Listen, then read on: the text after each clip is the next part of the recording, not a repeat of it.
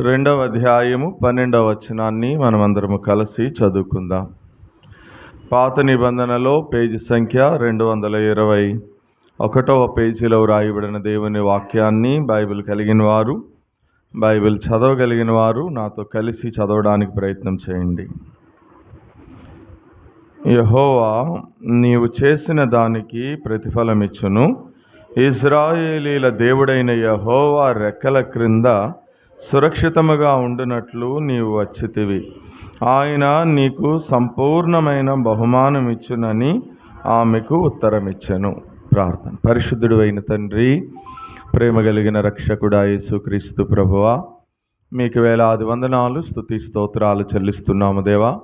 ఉదయకాలం నుంచి ఇప్పటి వరకు మీ రెక్కల నీడలో మీరు మమ్మల్ని భద్రపరుచుకున్నారు, క్షేమంగా ఉంచారు. అందును బట్టి స్తుతిస్తున్నాం.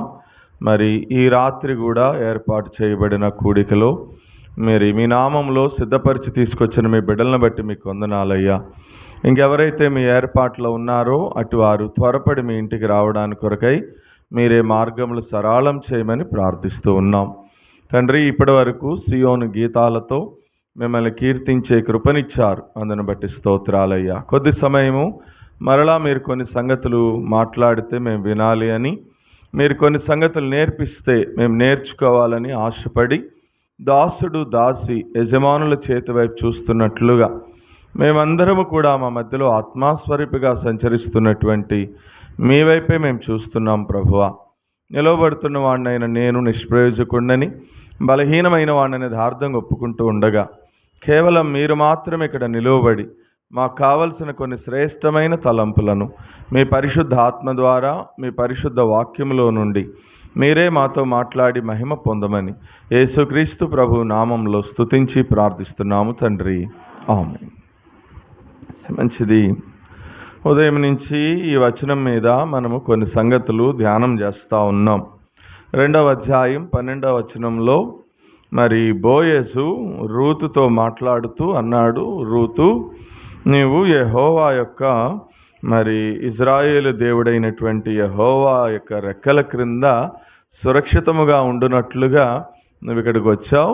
మరి ఆయన నీకు సంపూర్ణమైనటువంటి బహుమానం ఇస్తాడు అని రూతుతో బోయేసు మాట్లాడిన మాటని ఆధారం చేసుకుని మరి ఉదయం నుంచి కొన్ని సంగతులు మనం చూస్తూ వచ్చాం. ప్రభుని ఆరాధించే దాని కొరకై ఒక 4 మాటలు మనం చూసాం. 3 మాటలు. రూతు మోయాబీరాలని, మరి ఒక మోయాబు దేశానికి చెందినటువంటి స్త్రీ అని మనం చూసాం. మోయాబు అంటే శాపగ్రస్తమైనది అని అర్థమని, మరి తను ఒక శాపగ్రస్తమైనటువంటి స్త్రీ అని, అట్లాగే మనం కూడా శాపగ్రస్తమైనటువంటి ప్రజలమే. అయితే ప్రభుని ఆరాధించడానికి కలిగిన కారణం ఏమంటే యేసు ప్రభు వారు గలతీ పత్రిక 3:14-15 ప్రకారము మన శాపమంతటిని ఆయన శిలువ మీద వేసుకుని మరి మన కొరకు ఆయన శిలువలో తన రక్తాన్ని చిందించి ఈ రోజున మనల్ని ఆశీర్వాదానికి వారసులుగా చేసిన హేతువును బట్టి ప్రభువుని మనము ఆరాధిస్తూ వచ్చాం. ఆ తర్వాత మోయాబీయులు, ద్వితీయోపదేశకాండం 23వ అధ్యాయం 3వ వచనం ప్రకారము మోయాబీయులు 10 తరాల వరకు కూడా మరి ఇజ్రాయేలు సమాజంలోనికి రావడానికి లేదా దేవుని మందిరంలోనికి రావడానికి వారు అర్హులు కానే కాదు. వారు దూరస్తులు, వారు దేవునికి శత్రువులు అని ధర్మశాస్త్రంలో రాయబడుతూ వచ్చిన ప్రకారముగా మనం కూడా ఒకప్పుడు ఎవరమి అంటే దేవునికి దూరస్తులమే. ఆ మాట పౌలు ఎఫెసీ పత్రిక 2వ అధ్యాయం 12-13 అంటాడు. ఆ తర్వాత మనం కూడా ఎవరమి దేవునికి అంటే శత్రువులమే. ఆ మాట పౌలు రోమాపత్రిక 5వ అధ్యాయము 10వ వచనంలో అంటాడు, మునుపు మీరు శత్రువులై ఉండగా లేదా మనం ఇంకను బలహీనులమై ఉండగా, మనం ఇంకను పాపులమై ఉండగానే యేసుక్రీస్తు ప్రభువారు యుక్తకాలమున మన కొరకు సిలువలో బలి అవుతూ వచ్చినారని. అట్లాంటి మనల్ని ఈ రోజున శిలువ బలియాగము ద్వారా ఆయనకి సమీపస్తులుగా చేస్తూ వచ్చినాడు. మరి ఆయనకి మిత్రులుగా మరి చేస్తూ వచ్చిన హేతువును బట్టి ఆరాధన. 3వదిగా మోయాబీయుల యొక్క దేవత కెమోష్ అనే దేవతని వాళ్ళు ఆరాధించేవాళ్ళు. హేయమైనటువంటి దేవత, విగ్రహారాధికురాలు రూత్ ఒకప్పుడు. అట్లాంటి రూత్ని మరి దేవుడు ప్రేమించి యేసుక్రీస్తు ప్రభువారి యొక్క లేదా ఇజ్రాయేలీల యొక్క వంశావళిలో తనని చేరుస్తూ వచ్చాడు. అట్లాగే మనం కూడా ఒకప్పుడు యుగ సంబంధమైనటువంటి దేవత మన మనోనేత్రాలకి గుడ్డితనం కలుగజేసిన స్థితిలో ఉండగా ప్రభు మన మనోనేత్రాలను కూడా వెలిగించి ఈ రోజున ఏర్పరచబడినటువంటి వంశంలో చేర్చాడు. ఆ హేతువుని బట్టి మనం ప్రభువుని ఆరాధించాం. ఆ తర్వాత బలవర్తమానం కొరకై మరి రూతుకి దేవుడు సంపూర్ణమైన బహుమానం ఇవ్వడానికి రూతులో ఉన్నటువంటి 7 శ్రేష్టమైన గుణలక్షణాలు మనం చూస్తూ వచ్చాం. మొదటి లక్షణం ఏంటి అంటే 1వ అధ్యాయం 14వ వచనం ప్రకారము రూతు తన అత్తని హత్తుకుంది. మనము కూడా చెడ్డదానిని విడిచిపెట్టి మంచి వాటిని హత్తుకోవాలి అని పౌలు రోమాపత్రిక 12వ అధ్యాయం 9వ వచనంలో చెప్తూ వచ్చాడు. కాబట్టి మంచిదేది అంటే ప్రభు అయిన యేసుక్రీస్తు వారు ఒక్కడే మంచివాడు. కాబట్టి మంచివాడైన ప్రభువుని మనము హత్తుకుంటే మనకు కూడా దేవుడు సంపూర్ణమైన బహుమానం ఇస్తాడు అని మనం చూసాం. ఆ తర్వాత రెండవది అదే మొదటి అధ్యాయం 16వ వచనంలో రూత్ అంటుంది, నీ దేవుడే నా దేవుడు అంది. వాస్తవంగా రూతు వాళ్ళకి దేవుడు లేనే లేడు. రూతుకి దేవత ఉంది. ఎవరా దేవత అంటే కెమోష్ అనే దేవత. వాళ్ళమ్మ ఆ దేవతకి పూజారితనం చేసేది. ఆ తర్వాత రూతు కూడా పూజారిగా చేయాలి కెమోష్కి. కానీ ఇప్పుడు కెమోష్ దేవత అనే విగ్రహాన్ని విడిచిపెట్టి జీవము కలిగిన దేవుణ్ణి తన దేవుడిగా, తన రక్షకుడిగా తన హృదయంలో అంగీకరిస్తూ వచ్చిన హేతువును బట్టి రూతుకి దేవుడు సంపూర్ణమైనటువంటి బహుమానం ఇచ్చాడు. ఆ తర్వాత మూడవది 2వ అధ్యాయం 3వ వచనము, 2వ అధ్యాయం 7వ వచనము, 2వ అధ్యాయం 17వ వచనము.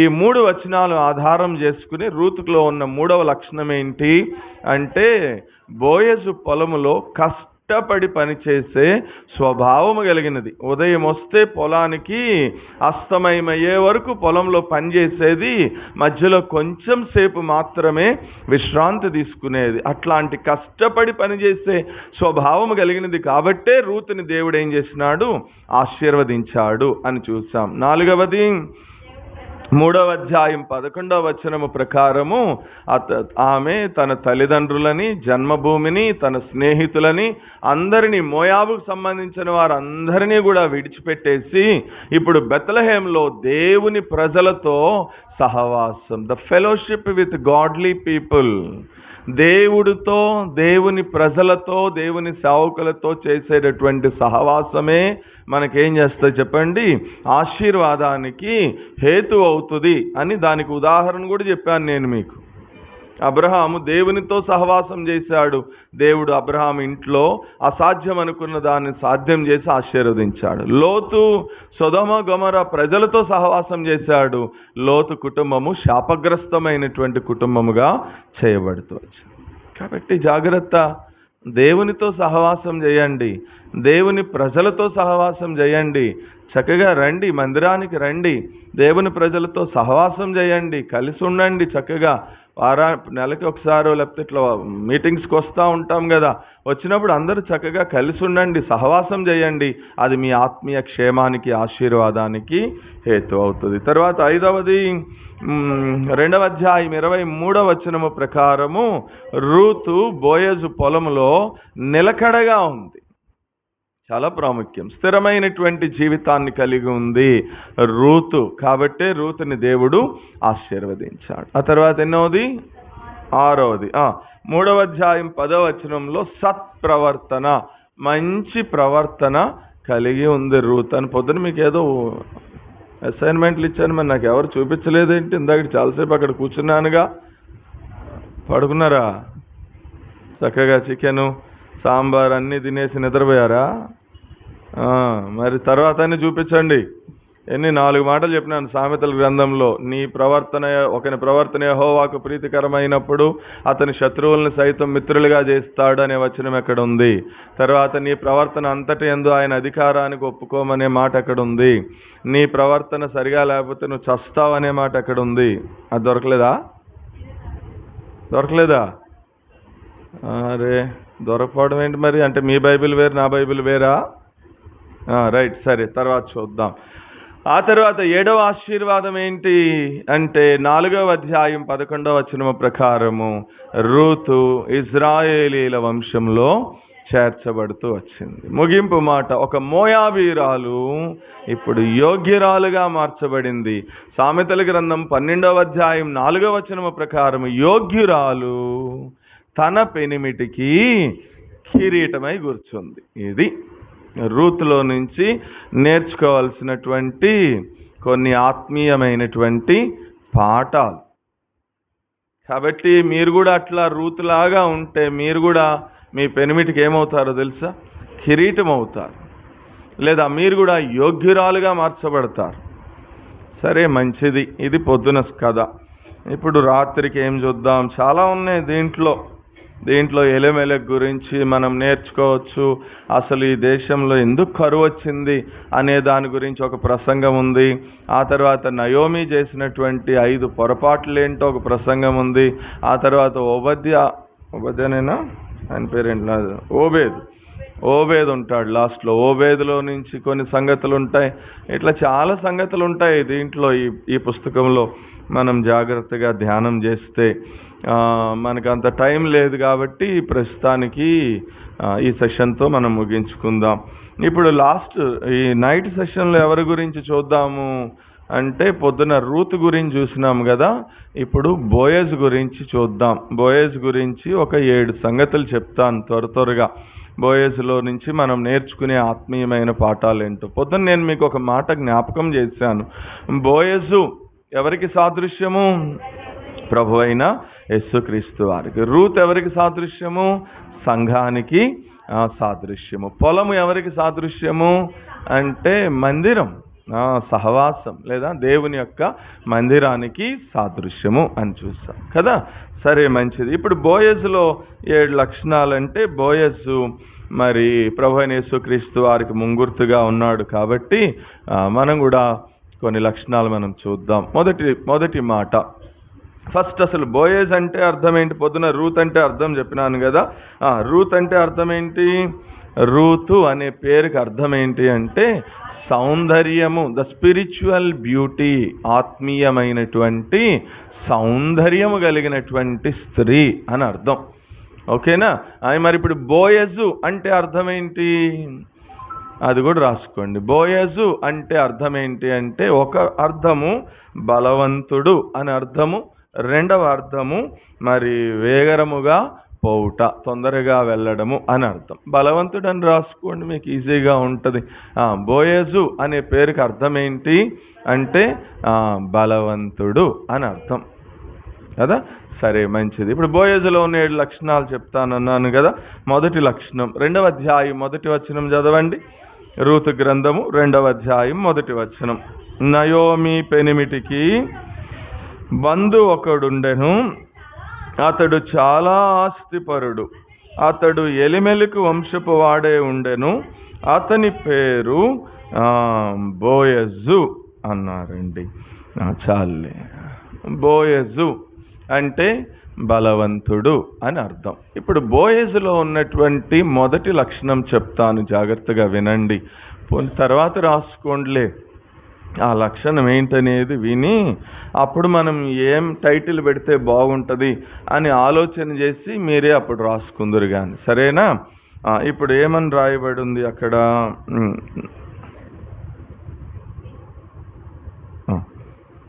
బోయజు అని ఉంది కదా. బోయజు జీవితాన్ని ఒక మాట నేను చెప్తాను, ఉండండి. ఉపోద్గా ఇంట్రడక్షన్ లాగా దాంట్లో చెప్తే అప్పుడు మీరు బోయజ్కి ఏం పేరు పెట్టచ్చు అనేది మీకు అర్థమవుతుంది. ఇప్పుడు రూతు గ్రంథం 1వ అధ్యాయం 1వ వచనం చదవండి. న్యాయాధిపతులు ఏలిన దినముల యందు దేశములో, అక్కడ ఆగండి. న్యాయాధిపతులు ఏలిన దినములలో దేశంలోనికి ఏమొచ్చిందంటే చెప్పండి, కరువు వచ్చిందట. ఇప్పుడు ఎందుకు వెళ్ళిపోయారు ఎలిమెలెకు, నయోమి వీళ్ళు మోయాబు దేశానికి ఎందుకు వెళ్ళిపోయారు? కరువు వచ్చింది కాబట్టే వెళ్ళిపోయారు. మళ్ళీ ఇప్పుడు తిరిగి ఎక్కడికి వచ్చారు వీళ్ళు? మళ్ళీ బెత్లెహేముకే తిరిగి వచ్చారు. వెళ్ళిన తర్వాత అక్కడ ఏమైనా సంపాదించుకున్నారా? సుఖపడ్డారా? అంటే ఏం సంపాదన లేదు, సుఖం అంతకంటే లేనే లేదు. నయోమికి ఏమేమి వచ్చినాయి ప్రతిఫలాలు అంటే, 1 భర్తను పోగొట్టుకుంది, 2 2 కుమారులను పోగొట్టుకుంది, 3 విధవరాలైనటువంటి 2 యవనస్తులైనటువంటి కోడళ్ళు మిగిలారు. చివరికి అంతా పోయింది, మళ్ళీ చివరికి బెత్లెహేముకే వస్తూ వచ్చింది. ఇక్కడ కొంచెం ఆగుదాం. ఎందుకు న్యాయాధిపతులు ఏలిన దినాల్లోనే దేశంలోనికి ఎందుకు కరువు వచ్చింది అని కొంచెం ఆలోచన చేస్తే అప్పుడు బోయజుకున్నటువంటి గొప్పతనం ఏంటనేది మనకి అర్థమవుతుంది. బోయజ్ ఏం చేశాడనేది మనకు అర్థమవుతుంది. ఎందుకు న్యాయాధిపతులు ఏలిన దినంలోనే ఎందుకు దేశంలో కరువు వచ్చింది అంటే, రండి మీకు ఒక 4 మాటలు చూపిస్తా న్యాయాధిపతుల్లో నుంచి. మొదటి మాట 2వ అధ్యాయం 10వ వచనం చదవండి.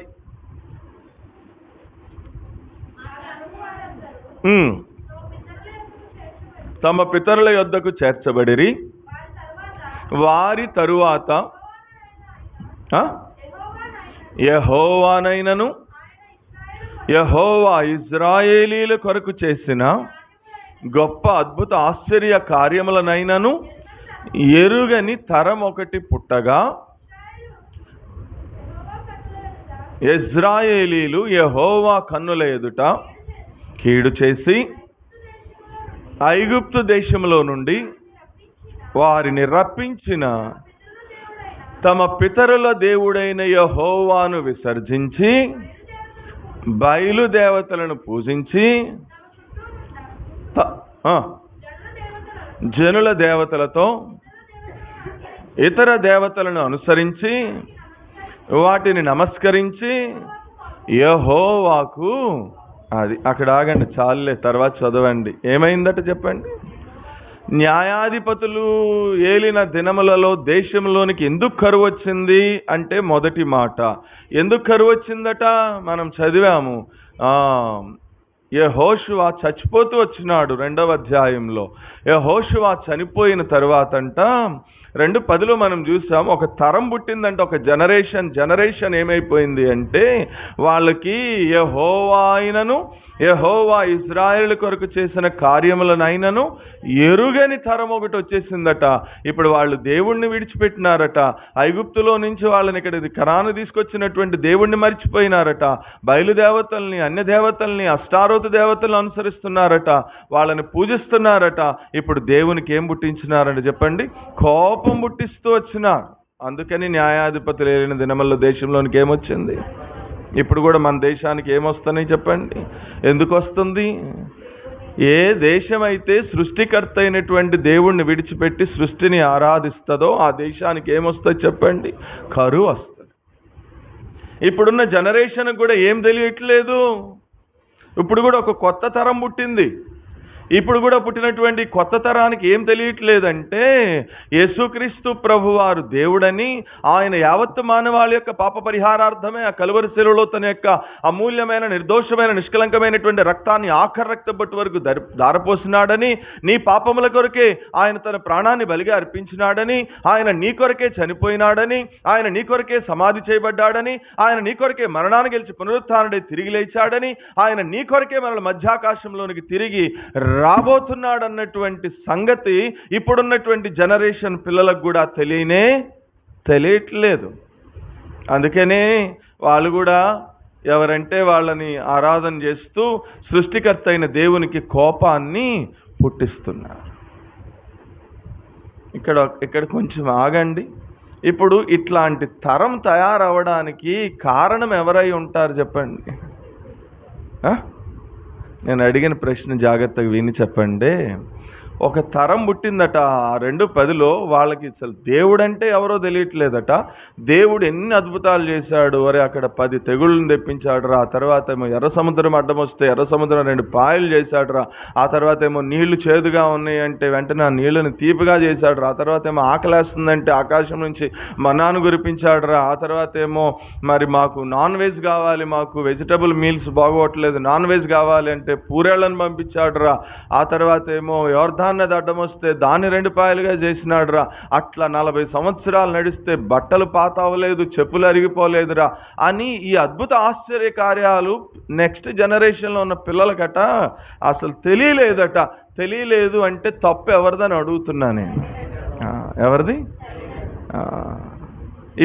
అది వాళ్ళ కథ.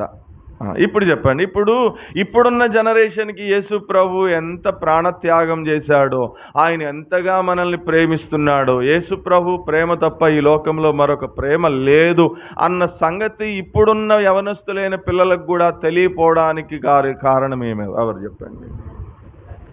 ఇందాడ తల్లిదండ్రులని అంత గట్టిగా అరిచారు, ఇప్పుడు సౌండ్ ఆగిపోయిందే. ఎవరు? తల్లిదండ్రులు అనే బదులు ఇప్పుడు వాళ్ళకంటే తల్లిదండ్రులు అన్నారు. ఆల్రెడీ చచ్చిపోయి ఎప్పుడో ఉన్నారు కాబట్టి. ఇక్కడ మీరు బ్రతికే ఉన్నారుగా, ఇప్పుడు కూడా తల్లిదండ్రులు అనకపోతే ఇట్లా అనొచ్చుగా. ఏమని? నేనే. మీ పిల్లలు యవనస్తులైనా కూడా ఇంకా మారు మనసు పొందట్లేదు అంటే కారణం ఎవరు? మీరే. మీ పిల్లలు మారు మనసు పొందిన తరువాత కూడా, బాప్టిజం తీసుకున్న తరువాత కూడా లోక ప్రేమల వైపు ఆకర్షించబడుతున్నారు అంటే కారణం ఎవరు? చెప్పండి. మీరే. ఎందుకని? వాళ్ళకి ప్రభు యొక్క ప్రేమను గురించి ఏం చేయట్లేదు తల్లిదండ్రుల్లో, చెప్పట్లేదు. ప్రభు ఎంత ప్రేమ కలిగిన వాడో, ఆయన ఎంతగా తన ప్రాణాన్ని బలిగా అర్పిస్తూ వచ్చినాడో, ఎంతగా నన్ను ప్రేమిస్తూ వచ్చినాడో, లేకపోతే ఇదిగో మిమ్మల్ని ఎంతగా ప్రేమించి ఈరోజున ఆయన ఈ స్థితిలో నిలబెడుతూ వచ్చినాడో, దేవుడు మీ పక్షముగా చేసినటువంటి అద్భుతమైనటువంటి ఆశ్చర్యకరమైనటువంటి కార్యాలేంటో ఇవి మీ పిల్లల్ని కూర్చోబెట్టి రోజు మీ పిల్లలకి ఏం చేయట్లేదు, బహుశా మీరు చెప్పట్లేదు. కాబట్టి ఇప్పుడు కూడా ఒక కరువు వచ్చింది క్రైస్తవ్యంలో. ఏంటా కరువు? ఆత్మీయత అనేటటువంటి కరువు, ద ల్యాకింగ్ ఆఫ్ స్పిరిచువాలిటీ. ఈ రోజున యవనస్తులైన పిల్లల జీవితాల్లో ఆత్మీయత అనేటటువంటి కరువు దాపురించింది క్రైస్తవ సమాజంలో. అంటే తప్పు కాదేమో. జాగ్రత్త స్నేహితుడా.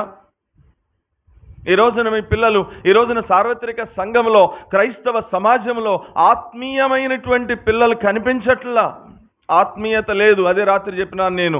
ఈ రోజున చాలామంది పిల్లల్లో దేవుడంటే భయం లేదు, దేవుని సేవకులంటే భయం లేదు, కనిపించిన తల్లిదండ్రులంటే భయం లేదు, స్కూల్లో టీచర్స్ అంటే భయం లేదు.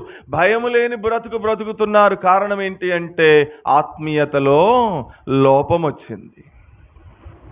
యేసు ప్రభు వారి యొక్క ప్రేమను గురించి వాళ్ళు అర్థము చేసుకోవట్లా.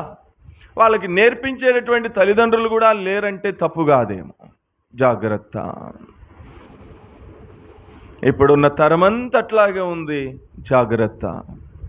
మొదటిది. రెండవది 17వ అధ్యాయం 1వ వచనం చదవండి. 17 మొదటిది కాదు, 8. 17వ అధ్యాయం 8వ వచనం చదవండి. ఆ మనుష్యుడు కాదు 17:8 అమ్మాయి. న్యాయాధిపతులే. అదెందుకు ఉందమ్మాయి? నా బైబిల్లోనే వేరే కనపడుతుంది, మీ బైబిల్లో అదే. ఏం చదవండి మీరు. ఏం పుస్తకం చదువుతున్నారమ్మాయి మీరు? సో 8 అన్నానా నేను?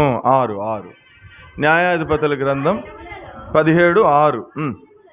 ఆ దినములలో ఇశ్రాయేలీలకి రాజు లేడు, ప్రతివాడును తమ తమ ఇష్టానుసారముగా ప్రవర్తించుచు వచ్చాను. 1 అని వేసుకోండి అక్కడ. వేసుకున్నారా? ఇప్పుడు 18:1 చదవండి. 18:1. ఆ దినములలో ఇశ్రాయేలీలకి రాజు లేడు. 2 అని వేసుకోండి. ఇటు పేజ్ తిప్పండి. 19:1 చదవండి. ఇశ్రాయేలీలకు రాజు లేని దినము. ఇక్కడ 3 అని వేసుకోండి. ఆ తర్వాత 21వ అధ్యాయం 25వ వచనం, ఆఖరి వచనం చదవండి. ఆ దినములలో ఇశ్రాయేలీలకి రాజు లేడు, కాబట్టి ప్రతివాడును తన ఇష్టానుసారముగా ప్రవర్తించుచు వచ్చాను. ఇప్పుడు పేజీ తిప్పంగాల్ని ఫస్ట్ వచనం ఏమని వచ్చింది? న్యాయాధిపతులు ఏలిన దినములలో దేశంలోనికి కరువు వచ్చి. ఇప్పుడు చెప్పండి. 5 మాటలు చూపించిన నేను మీకు. 1, యెహోవానైనను యెహోవా ఇశ్రాయేలీయులకు చేసిన కార్యములను గురించి అయినను ఎరుగని తరం ఒకటి పుట్టింది. వాళ్ళు దీవము కలిగిన దేవుణ్ణి విడిచిపెట్టి విగ్రహాలను వెంబడిస్తూ వస్తున్న కారణాన్ని బట్టి దేవునికి ఏం పుట్టించారట? వాళ్ళు కోపం పుట్టించారు.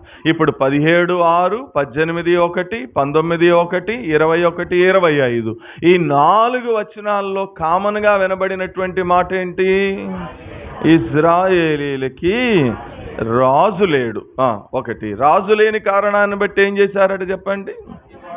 ప్రతివాడును తన ఇష్టానుసారముగా ప్రవర్తించుచు, అందుకని పక్క పేజీ వెంటనే తిప్పిన వెంటనే పుస్తకంలో మొట్టమొదటి మాట రాశాడు పరిశుద్ధాత్మ దేవుడు, న్యాయాధిపతులు ఏలిన దినములలో దేశంలోనికి. ఇప్పుడు మీరే చెప్పండి, ఎందుకు వచ్చింది కరువు? రాజు లేడు కాబట్టి వచ్చిందా? ప్రజలు తమ ఇష్టానుసారముగా ప్రవర్తించడము మొదలుపెట్టారు. ఇప్పుడు చెప్పండి, అది న్యాయాధిపతుల కథ.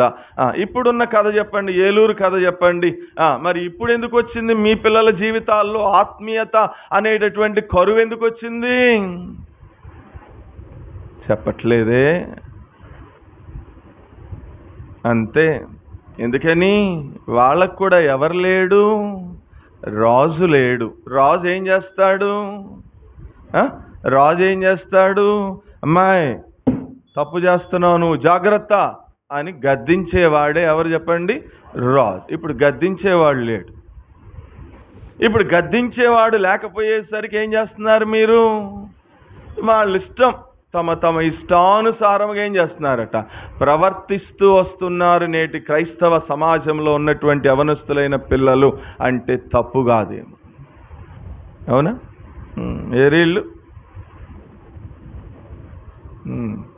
ఆయన ఎవరు? మోషే గారు మొన్న ఏదో గద్దించారట. గద్దిస్తే ఏంటంగులు ఏంటి అందరు రాసే చెప్తున్నారేంటి అంటున్నాడంట వాడు. చూసావా? అంటే ఎవరు లేరు ఇప్పుడు? గద్దించేవారు లేరు, వాళ్ళని ఒక మార్గంలో నడిపించే వాళ్ళు లేరు. గద్దించినా కానీ వీళ్ళు కూడా ఏం చేయట్లేదు? గద్దింపుకి లోబడట్లా, ఎదురు తిరుగుతున్నారు, తిరుగుబాటు స్వభావం చేస్తున్నారు. అందుకనే వారి ఇష్టానుసారంగా ఏం చేస్తున్నారట? ప్రవర్తిస్తున్నారు. కాబట్టే వాళ్ళ జీవితంలోనికి దేవుని యొక్క ఆత్మీయత అనేటటువంటి కరువు వచ్చిందంటే తప్పు కాదేమో. ఎంత చక్కగా రాసినాడు రూతు గ్రంథం 1వ అధ్యాయం 1వ వచనంలో, న్యాయాధిపతులు ఏలిన దినములలో దేశంలో కరువు వచ్చింది. ఇంకా మీరు కొంచెం డెప్త్గా, నేను ఆ పుస్తకం ధ్యానం చేసేటప్పుడు చెప్తా, ఇంకా కొంచెం మీరు డెప్త్గా ఆలోచన చేస్తే ఇంటికి వెళ్ళిన తర్వాత ఆలోచన చేయండి. అసలు ఎంతకు అది ఏ దేశం? అది యూదా బెత్లెహేం అనేటటువంటి దేశం. బెత్లెహేం అంటేనే అర్థం ఏంటి? రొట్టెల ఇల్లు. తర్వాత ఏ దేశం అది? కనాను దేశము, పాలు తేనెలు. ఇంకా మీరు ఈ మాట కూడా పట్టుకుని రేపొద్దున చెప్పండి, చాట్ జీపీటీలో చూడకుండా టెక్స్ట్లో చూసి చెప్పండి. కరువు అనే మాట వినబడని దేశము కనాను దేశము అనే మాట ఉంటుందండి ద్వితీయోపదేశకాండం పుస్తకంలో. ఏ మాట? కరువు అనే మాట వినబడనటువంటి దేశం అంటండి ఆ దేశము. దేవుడు చెప్పినాడు ధర్మశాస్త్రంలో, అసలు ఆ దేశంలో కరువు అనే మాట వినబడదు, అంత సమృద్ధి అయిన దేశం అన్నాడు. కానీ ఇప్పుడు ఏమొచ్చిందట?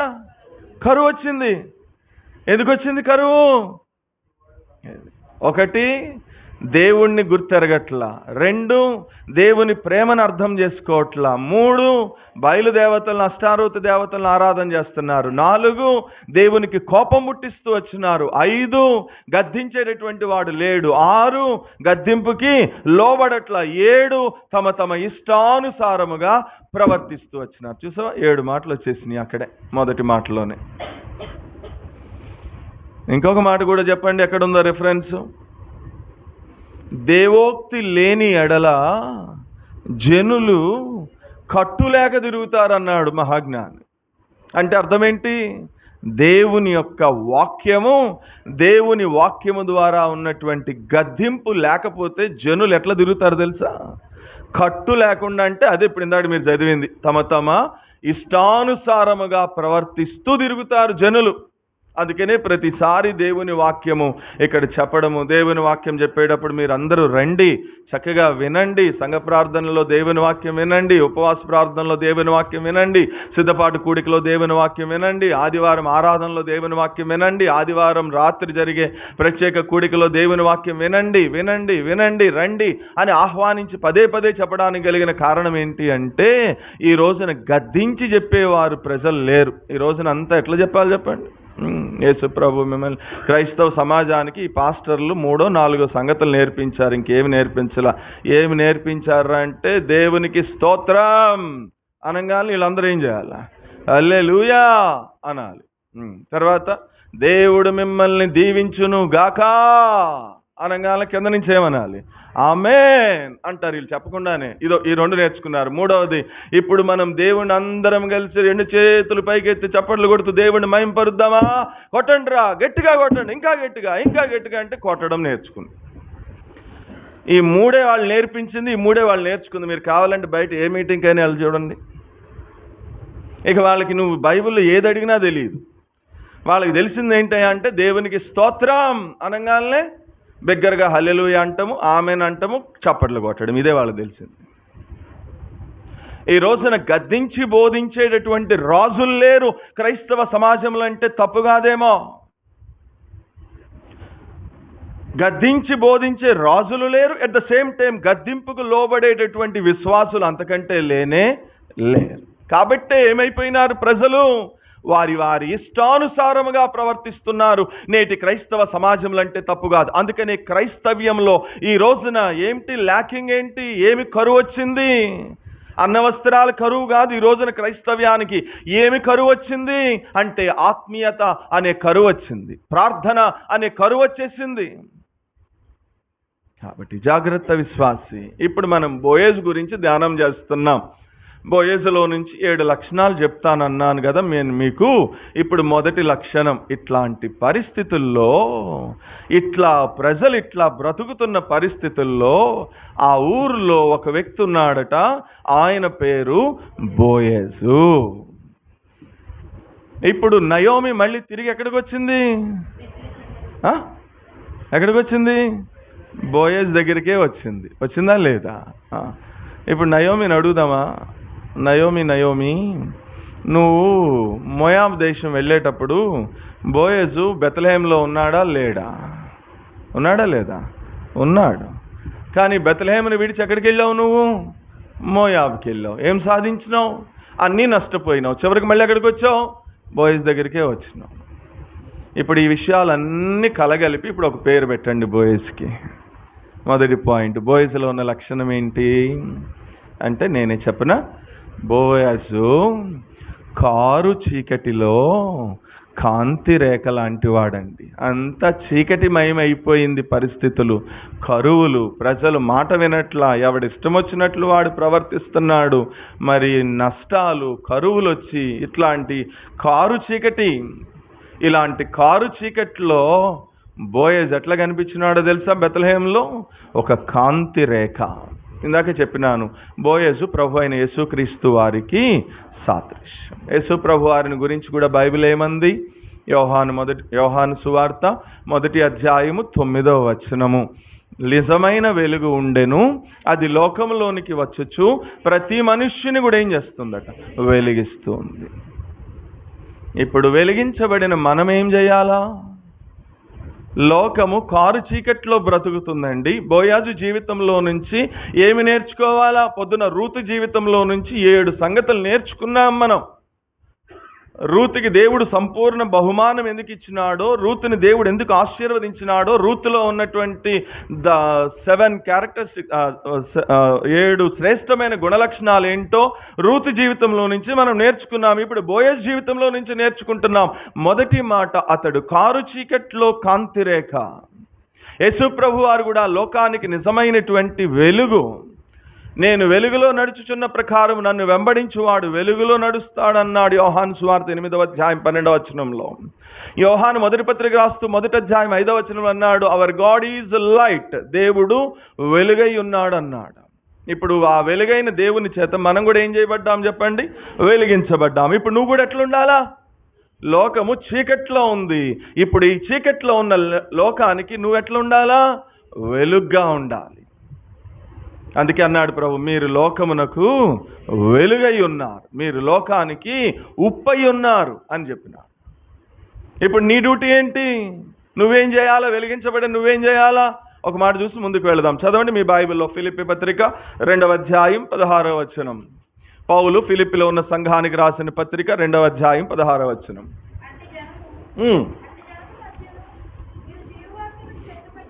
మీరు జీవవాక్యమును చేతబట్టుకుని లోకమందు జ్యోతుల వలె కనబడాలంటండి. చాలులేండి, చాలు, మనకు కావాల్సిన మాట వచ్చేసింది. ఇప్పుడు దేవుని చేత వెలిగించబడిన నీవు ఏం చేయాలి అంటే, లోకము చీకట్లో బ్రతుకుతుంది. అలాంటి చీకట్లో ఉన్న వారికి బోయేజు ఒక కాంతిరేఖ ఎట్లా అయ్యాడో, ఇప్పుడు కూడా ఆ ప్రభు చేత వెలిగించబడిన మనం కూడా ఈ చీకట్లో ఉన్నటువంటి లోకంలోకట ఇదిగో జీవవాక్యము, దేవుని యొక్క వాక్యాన్ని పట్టుకుని నువ్వు కూడా ఏం చేయాలట? ఒక జ్యోతి వలె ప్రకాశించాలంటండి. అది ప్రభు మనకిచ్చిన బాధ్యత. అదేనా చెప్పినాడు, ఎవడైనాను దీపము వెలిగించి వాడు మంచము క్రింద కొంచెము క్రింద దాచిపెట్టాడో దాన్ని ఎత్తైన స్థలంలో పెడతాడు, అప్పుడు ఆ వెలుగు అందరికీ ప్రకాశం. మనం కూడా వెలిగించబడ్డాం, ఖాళీగా కూర్చోకూడదు. చక్కగా మరి పిల్లలు చక్కటి సేవ చేస్తూ ఉన్నారు. ఆడపిల్లలు, యవనస్తులైన పిల్లలు, చిన్నపిల్లలు మరి చక్కగా సువార్త ప్రకటిస్తున్నారు. ఆదివారం సాయంత్రం మరి కొన్ని ప్రాంతాలకు వెళ్ళి, వెరీ గుడ్. అది అంతం వరకు అట్లా మనం అందరం చేయాల్సిన పని. లోకంలో మనం జ్యోతుల వలె ఏం చేయాలంటే చెప్పండి?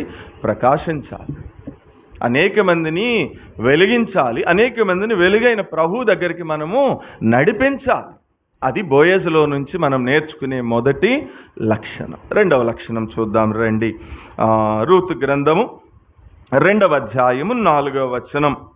రూతు గ్రంథము 2వ అధ్యాయం 4వ వచనం. బోయజు బెత్లెహేము నుండి వచ్చి, యెహోవా మీకు తోడైయుండునుగాక అని చేనుకోయి వారితో చెప్పగా, వారు యెహోవా నిన్ను ఆశీర్వదించును గాక అని అనిరి. చాలు.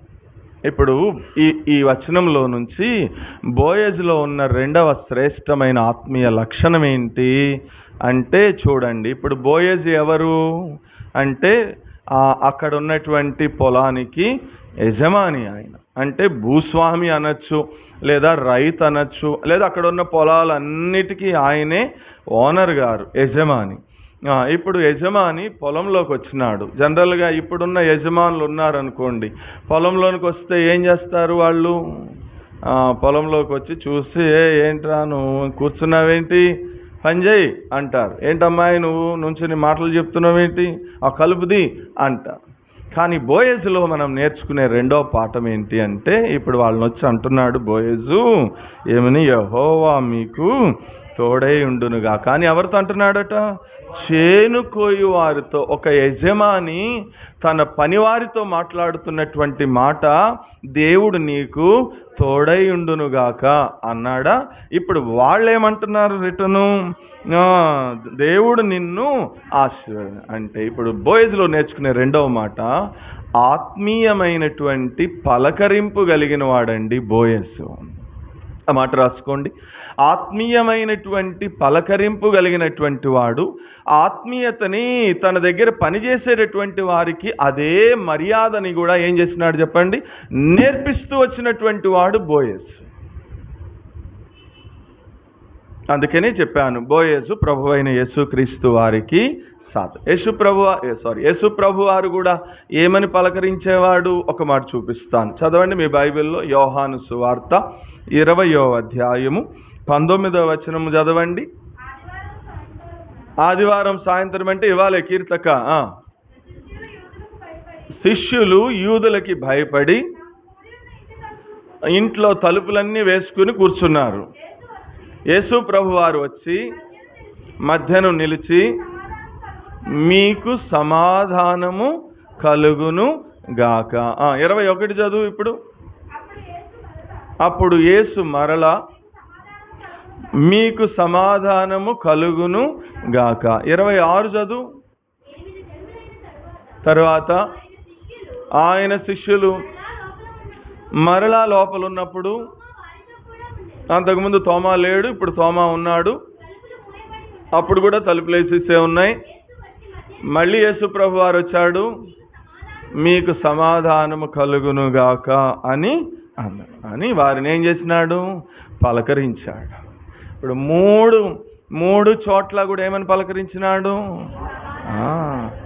దాన్నే హీబ్రూలో ఏమంటారు? షాలోమ్. ఏం పలకరింపది చెప్పండి? షాలోమ్. మనం ఏమని పలకరించుకుంటాం? Praise the lord, shalom. Bible mission వాళ్ళైతే మరణాత, వేరే సహవాసం వాళ్ళు చర్చ్ ఆఫ్ క్రైస్ట్ వాళ్ళైతే వందనాలు. ఇట్లా ఇది ఏం పలకరింపు? ఇది ఆత్మీయమైనటువంటి పలకరింపు. బోయజులో నుంచి మనం నేర్చుకునే రెండవ ఆత్మీయమైనటువంటి పాఠం ఏంటి అంటే, ఒక క్రైస్తవ విశ్వాసి ప్రభు అయిన యేసుక్రీస్తు వారి దగ్గర నుంచి కానీ, యేసుక్రీస్తు వారికి ముంగుర్తు సాదృశ్యమైనటువంటి బోయజ్ దగ్గర నుంచి కానీ మనం నేర్చుకునేటటువంటి రెండవ పాఠం ఏంటంటే, ఆత్మీయమైనటువంటి పలకరింపు ఉండాలండి మనకి. ఈ రోజుల్లో అది లేని కారణాన్ని బట్టే ఆత్మీయతలో ఏమొచ్చింది చెప్పండి? కరువు వచ్చేసి ఉందా పలకరింపు? ఎవడి దారి ఆడదంతే. నేను ఒక చర్చికి వెళ్తాను, మీకంటే ఒకటే గుమ్మం ఉంది, సచ్చినట్లు ఇంకా ఎదురెదురు పడతారు కాబట్టి పలకరించాలి. ఇక్కడ ఒకటి ఉంది, తలుపేసి ఉంటుంది. వాళ్ళకి 4 ఉన్నాయి, ఇటొకటి అటొకటి 4 ఉన్నాయి.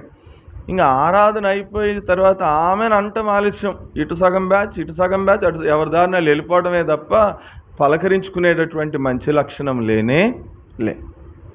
ఈ రోజున ఆత్మీయముగా పలకరించేటటువంటి పలకరింపు కలిగినటువంటి వారు క్రైస్తవ సమాజంలో తక్కువైపోయినారు అంటే తప్పు కానే కాదు.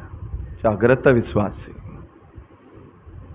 ప్రభు దగ్గర నుంచి మనం నేర్చుకున్నటువంటి పాఠము, బోయజ్ దగ్గర నుంచి మనం నేర్చుకున్నటువంటి పాఠం, వాళ్ళు బోయజ్ దగ్గర పనివారు, వాళ్ళు రోజు వచ్చే కూలివారు. కానీ బోయజ్ యజమాని అయినా కానీ వాళ్ళని ఆత్మీయమైనటువంటి పలకరింపుతో వాళ్ళని ఏం చేస్తున్నాడు? పలకరిస్తున్నాడు కదా. చక్కగా మన దగ్గర పనిచేసేవారినైనా లేదా మన మందిరానికి వచ్చేవారినైనా మనం కూడా నేర్చుకోవాల్సింది ఆత్మీయమైన పలకరి. అవతల నుంచి వాళ్ళు కూడా అట్లాగే సమాధానం చెప్పేటట్లు వాళ్ళకు కూడా మనం ఏం చేయాలి చెప్పండి? నేర్పించాలి. దీన్ని మనం బ్రేక్ చేయకూడదు, ఈ చైన్ని. అది బ్రేక్ అవుతున్న కారణాన్ని బట్టి ఈ చివరి దినాల్లో ఆత్మీయత లోపం వస్తుంది. ఎప్పుడు పాడాం? పొద్దున పాడాం మనం ఆ పాట. ఏమని? అందరి ప్రేమలు చల్లారేగా ఆత్మీయత అడుగంటుచున్నది ఆత్మీయత, అందరి ప్రేమలు చల్లారేగా. అంటే చివరి దినాల్లో ఆత్మీయత ఏమైపోతుంది? అడుగంటడం అంటే మీకే బాగా తెలుసు. అడుగుకెళ్ళిపోయింది.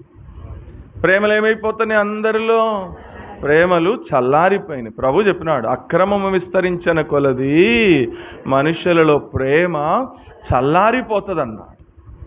అట్లా ఉండకూడదు, సరేనా? ఇది రెండవ సంగతి, ఆత్మీయమైనటువంటి పలకరింపు కలిగిన వారిగా ఉండాలి. మూడవ మాట చూద్దాం.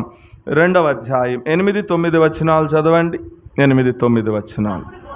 అప్పుడు బోయజు రూతుతో, నా కుమారి, నా మాట వినుము, వేరొక పొలంలో ఏరుకొనుటకు పోవద్దు, విడిచిపెట్టద్దు. నా పనికత్తెల దగ్గర నిలకడగా ఉండు. వారు కోయు చేను కనిపెట్టి వారిని వెంబడించు. నిన్ను ముట్టకూడదని యవనస్తులకు నేను ఆజ్ఞాపించున్నాను. నీకు దాహమైనప్పుడు కొండల ఎద్దకు పోయి పనివారు చేదినటువంటి నీళ్లు త్రాగమని చెప్పాను. అంటే ఇప్పుడు 3వ లక్షణం. ఈ 2 మాటలను బట్టి చూస్తే మనం ఏమైనా టైటిల్ ఇవ్వచ్చు బోయజ్కి అంటే, ఒకటి, మా కుండల దగ్గరికి వెళ్ళి నువ్వు నీళ్లు తాగు అంటున్నాడు అంటే ఇట్లా చెప్పచ్చు. ఎవరతను? ఆమె ఎవరు? అసలు ముందు ఇంతకీ రూత్ ఎవరు? మోయాబీరాలు. వీళ్ళెవరు? వీళ్ళు బెత్లెహేం వాళ్ళు. వీళ్ళు ఆమె శాపగ్రస్తమైనటువంటి వంశానికి చెందింది. వీళ్ళు ఆశీర్వదించబడినటువంటి యోధా గోత్రానికి చెందినటువంటి వాళ్ళు కదా. యేసు ప్రభు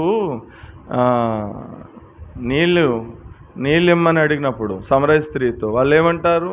యూదులు సమరయులతో సాంగత్యం చేయరు కదా అంటది ఆమె. కానీ ఇప్పుడు బోయజు చెప్తున్నాం కదా, యేసు ప్రభువుకు ముంగుర్తు. ఇప్పుడు మేం పట్టిన కుండల దగ్గరికి వెళ్ళి నీవు నీళ్లు తాగమ్మా అంటున్నాడు. అంటే ఒకటి పరదేశి అయినటువంటి ఆమెను ఆదరించేవాడు. రెండవది ఇంకేం చెప్తున్నాడు? పరదేశి మాత్రమే కాదు, రెండవది రూతుకున్నటువంటి ఇంకొక లక్షణం ఏంటి అంటే చిన్న వయసులోనే భర్తను పోగొట్టుకుని విధవరాలు అవుతూ వచ్చింది. ఇప్పుడు 2 మాటలు చెప్పచ్చు. ఒకటి రూతు పరదేశి, 2 విధవరాలు. పరదేశి విధవరాలని బోయజ్ ఏం చేసినాడు? ఆదరించినాడు. ఎవరి లక్షణం ఇది? యేసు ప్రభు వారి యొక్క లక్షణం. చూడండి ఆ మాట ఎక్కడుందో. ద్వితీయోపదేశకాండం 15:11 ఒకటి చదవండి. ద్వితీయోపదేశకాండం 15వ అధ్యాయం 11వ వచనం. త్వరగా. బీదలు దేశంలో ఉండక మానరు, అందుచేత నేను దీనులకును బీదలకును అవశ్యముగా నీ చెయ్యి చాపవలెను అని నిన్ను హెచ్చరిస్తున్నాను. ఆ తర్వాత ఇంకొక మాట, ద్వితీయోపదేశకాండం 24:19 చదవండి. ద్వితీయోపదేశకాండం 24:19.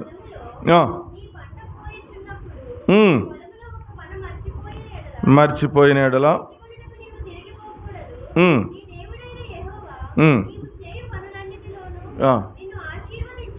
చాలులే, పరదేశులకును తండ్రి లేని వారికిని విధవరాండ్రకును నువ్వు వాటిని విడిచిపెట్టాలి ఆ పనిని. ఆ తర్వాత యాకోబు పత్రిక 1వ అధ్యాయం 27వ వచనంలో,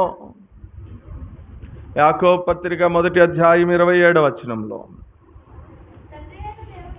తండ్రి అయినటువంటి దేవుని ఎదుట పవిత్రమైన భక్తి, నిష్కలంకమైనటువంటి భక్తి ఏది అని గనక మీరు అడిగితే, మీరు ఆలోచన చేస్తే, అమ్మ దిక్కులేనటువంటి పిల్లలను, విధవరాండ్రను, వారి ఇబ్బందులలో వారిని పరామర్శించుటయు, ఇహలోక మాలిన్యం నీకు అంటించుకోకుండా నిన్ను నీవు కాపాడుకొనటమే దేవుని ఎదుట నిష్కలంకమైన భక్తి.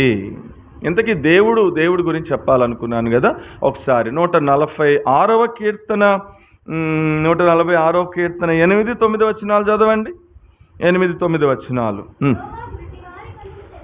దాని కింద, యెహోవా నీతిమంతులను యెహోవా పరదేశులను, ఆయన తండ్రి లేని వారిని, విధవరాండ్రను ఆదరించువాడండి. ఇది ప్రభు అయిన యేసుక్రీస్తు వారికి ఉన్న లక్షణం. తండ్రి లేని వారిని, పరదేశులను, బీదవారిని, విధవరాండ్రని ఆదరించేవాడు. ఇప్పుడు బోయజు ప్రభు అయిన యేసుక్రీస్తు వారికి సాదృశ్యము అని ఎందుకు చెప్పామంటే, ఈ 8-9 వచనాల్లో బోయజు కూడా ఆమె పరదేశి, ఆమె బీదరాలు, ఆమె భర్తను కోల్పోయినటువంటి విధవరాలు. ఆమెను ఏం చేస్తున్నాడు బోయజు? ఆదరిస్తున్నాడు.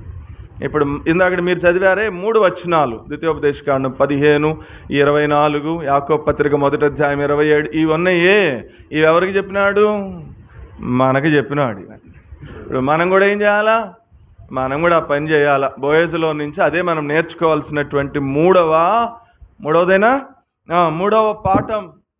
ఒకటేమో కారు చీకట్లో పోతున్నటువంటి వారికి ఒక వెలుగుగా నువ్వు ప్రకాశించాల, జీవవాక్యాన్ని చేతపట్టుకుని జ్యోతి వలె. రెండవదేమో ఆత్మీయమైనటువంటి పలకరింపు కలిగినటువంటి జీవితం కలిగి ఉండాలా. ఇప్పుడు మూడవది బీదవాళ్ళని, విధవరాండ్రులను, పరదేశులను, దిక్కులేని పిల్లలను మనం ఏం చేయాలట? వారి ఇబ్బందులలో మనం వారిని ఏం చేయాలట? పరామర్శించాలి, వారిని ఆదరించాలి. అంటే వారికి మనం చేతనైనటువంటి సహాయం మనము చెయ్యాలి. అది బోయజులో నుంచి నువ్వు నేర్చుకోవాల్సినటువంటి పాఠం. అది లేకపోతే నీ భక్తి వేస్ట్ భక్తి అన్నాడు అక్కడ. అదే తండ్రి అయిన దేవుని ఎదుట పరిశుద్ధమైన, నిర్దోషమైన, నిష్కలంకమైన భక్తి అంటే అదే భక్తి, ప్రాక్టికల్ భక్తి అది కదా. ఎన్ని లీటర్లు పాలు అభిషేకం అని, నెయ్యి అన్ని ఊరికి అలా పోసి ఏమైపోతాయి అవి అట్లా చెప్పండి? డ్రైనేజ్లోనికి వెళ్ళిపోతాయి. ఇదేం భక్తి? ఆ పాలు లేక మీకు తెలుసా, భారతదేశంలో పౌష్టికమైనటువంటి ఆహారం అంటే కొంచెం బలమైనటువంటి ఆహారం తినలేక రోజుకి కొన్ని వేల మంది పిల్లలు చచ్చిపోతున్నారట, తినే స్తోమత లేక వాళ్ళకి. కానీ వీళ్ళు ఏం చేస్తున్నారు చెప్పండి? అవన్నీ వృధాగా ఏం చేస్తున్నారు? పారబోసేస్తున్నారు. మనం కూడా అంతే, చాలా వేస్ట్ చేస్తుంటాం కదా. ఏదైనా ప్రోగ్రాం పెడితే మీ పిల్లలకి నేర్పించాలి చిన్నప్పటి నుంచి, ఒక్క మెతుకు కూడా ఏం చేయకూడదు, వేస్ట్ చేయకూడదు. ఒక్క మెతుకు యొక్క విలువ ఎంత అంటే, మీ పిల్లల్ని అప్పుడప్పుడు పొలానికి తీసుకెళ్ళండి, రైతుల్ని చూపించండి, వాళ్ళతో ఇంటర్వ్యూ చేయించండి, వాడు పడే కష్టం చెప్తాడు. ఒక్క మెతుకు వేస్ట్ విలువ ఎంతో రైతుకు ఒక్కడికే తెలుస్తుంది. వీళ్ళకి తెలియట్లా, అందుకే వేస్ట్ చేస్తున్నారు. ఆ ఒక్క మెతుకు తిండి లేక అల్లాడిపోయే ప్రజలు ఎంతోమంది ఉన్నారు అడవిలో. నాతో రండి, చూపిస్తాను నేను మీకు. కాబట్టి వేస్ట్ చేయొద్దు. పిల్లలకి చిన్న వయసు నుంచే అట్లా వాళ్ళకి సహకరించడం, ఫీడ్ చేయడం అనేది నేర్పించాలి వాళ్ళకు. మనం కూడా అట్లా చేయాలి. మనం చేస్తే తర్వాత వాళ్ళు కూడా ఏం చేస్తారు? అదే భక్తి అని నేర్పించండి పిల్లలకి ప్రాక్టికల్గా. భక్తి అంటే ఇదిగో ఇట్లా చక్కగా వైట్ అండ్ వైట్ వేసుకుని చక్కగా పరిశుద్ధంగా ఉండి ఎప్పుడు బైబిల్ పట్టుకుని ప్రార్థన చేసుకుంటూ ఉండడమే భక్తి కాదు, బైబిల్ చెప్తుంది. అట్లాంటి వాళ్ళని మనం ఏం చేయాలంటే చెప్పండి, ఇబ్బందులలో పరామర్శించాలి, వాళ్ళని పలకరించాలి, వెళ్ళి వాళ్ళకి చేతనైనటువంటి సహాయం చేయాలి. వెళ్ళి ఎవరైనా ఒంట్లో బాగాలేదు, హాస్పిటల్లో ఉన్నారు, ఏం చేయాలి? వెళ్ళి వాళ్ళని పలకరించాలి, పరామర్శించాలి. వాళ్ళకి ఏదైనా మందులకో లేకపోతే ఇతరితర ఖర్చులకో వాళ్ళకి ఏం చేయాలా? ఏదైనా డబ్బు సహాయం చేసి రావాలి. కానీ మన సిస్టమ్ అంతా డిఫరెంట్, మనదంతా ఉల్టా ఉంటుంది. మీరు ఎప్పుడైనా పెళ్ళికి వెళ్ళారనుకోండి, లేకపోతే ఏదైనా ఫంక్షన్కి వెళ్ళారనుకోండి, వాళ్ళ ఇంట్లో ఏదో కార్యక్రమానికి వెళ్ళారనుకోండి, చేతిలో ఏం తీసుకెళ్తారు చెప్పండి? ఒక కవర్ తీసుకెళ్తారు. తీసుకెళ్ళిన తర్వాత లేకపోతే వాళ్ళు అక్కడ బయట డబ్బాలు పెట్టుకుని కూర్చుని ఉంటారు. ఇప్పుడు మీరేం చేస్తారు? పలానా సుబ్బారావు గారి చందానా, దాన్ని ఏమంటారు, చదివింపు 1116 అని గొప్పగా రాసి వస్తారు. ఇప్పుడు మీరు చేసే వాటిలో, ఇప్పుడు మన ఇండియన్ సిస్టమ్ ప్రకారము ఈ చదివింపులన్నీ ఎవరికి చదివిస్తాం చెప్పండి? ఫంక్షన్లు చేసి, హడావుడీలు చేసి, బిర్యానీలు చేసి, బాజాబంత్రి చేసి వాళ్ళకే చదివిస్తాం, అంతేనా? ఇప్పుడు బైబిల్ సిస్టమ్ చెప్తా నేను.